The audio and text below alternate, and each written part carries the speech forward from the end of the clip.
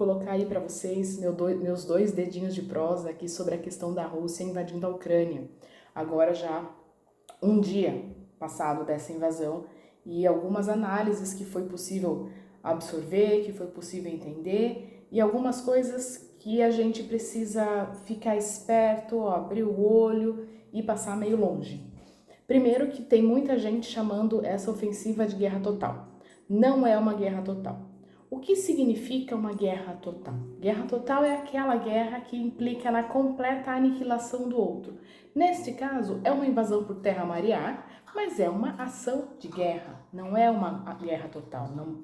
Não existe a intenção ali de transformar tudo aquilo em terra arrasada, em eliminar o outro. E a gente tem olhado, e o papel dos Estados Unidos? Por que os Estados Unidos estão colocando só restrições, sanções? Ainda não enviaram tropas para resguardar a Ucrânia? Porque não há interesse dos Estados Unidos em resguardar a Ucrânia.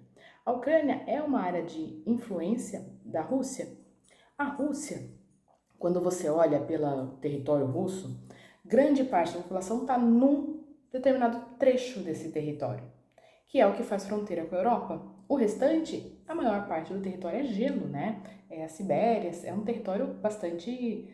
A Rússia é um país bastante bastante populoso, mas pouco povoado, né? Tem uma população muito acumulada aqui, pouca gente lá. E essa região já foi atacada 2 vezes, já foi invadida 2 vezes, então é uma região que é frágil. A Rússia entende essa região como frágil. E a Ucrânia faz parte desse colchão de queda, né? De proteção, uma área de proteção, uma zona de proteção para que a Rússia se sinta mais protegida. E aí, no momento em que a Ucrânia começa a se aproximar da União Europeia, começa a se aproximar da OTAN, não chegou a pedir participação, mas começa a sondar ali a OTAN, a Rússia começa a perceber que está perdendo ali esse espaço dessa área de proteção. Fora que toda a questão da proximidade cultural, da proximidade histórica, linguística entre Ucrânia e Rússia. Mas eu estava falando dos Estados Unidos, né? E por que os Estados Unidos não vão enviar tropas para defender a Ucrânia?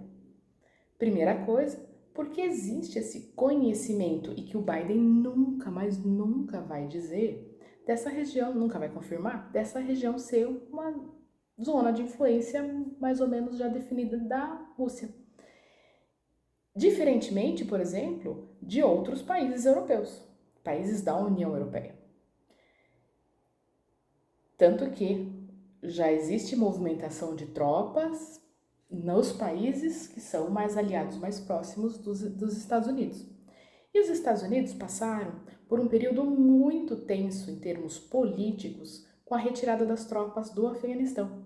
Porque a guerra no Afeganistão gastou, drenou bilhões de dólares, muitas vidas e foi um conflito muito impopular. E a saída, a retirada dessas tropas gerou ainda uma queda muito grande de popularidade do governo Biden, que estava recém-impossado.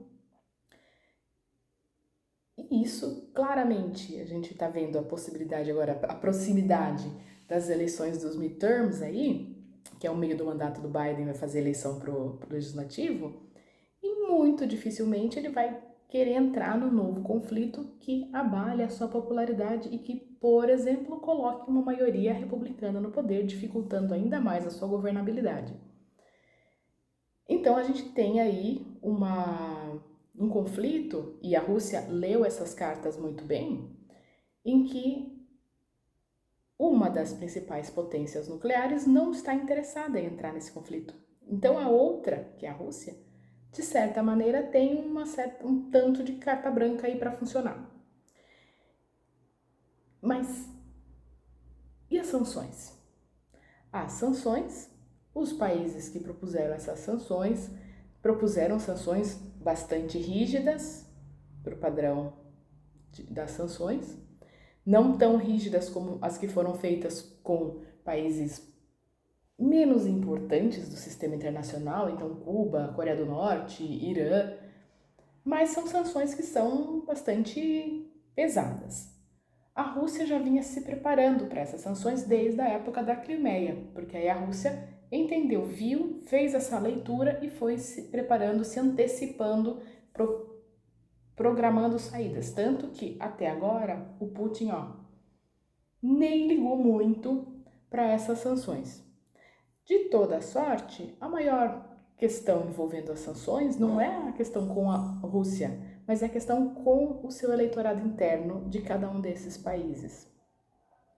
Bom, encerro por aqui.